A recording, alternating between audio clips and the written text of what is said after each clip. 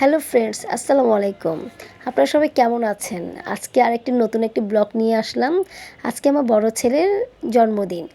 তো আজকে জন্মদিনে তার ফুপু, আমার ছেলের ফুপি, মানে তাকে সারপ্রাইজ দিয়েছে, একটা কেক নিয়ে এসেছে।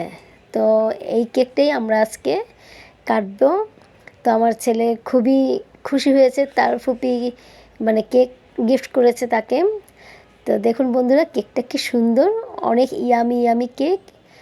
তো দেখেই একদম মনে হচ্ছে খুবই টেস্টি হবে, কিন্তু আসলেই কিন্তু টেস্ট হয়েছে, আমরা সবাই খেয়েছি, খুবই টেস্ট হয়েছে।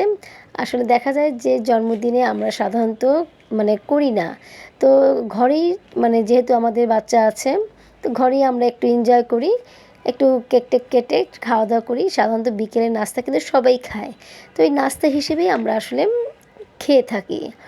তো হ্যাপি বার্থডে কেক কাটা হচ্ছে, তো খুবই খুশি।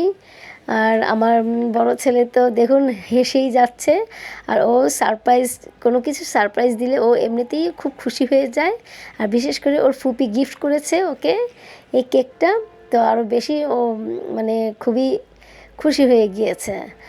তো এই হচ্ছে ফিদা। ফিদার দুষ্টামি তো আছেই, একটু একটু সে বসে বসেই দুষ্টামি করে, ফিদাকে খাইয়ে দিচ্ছে।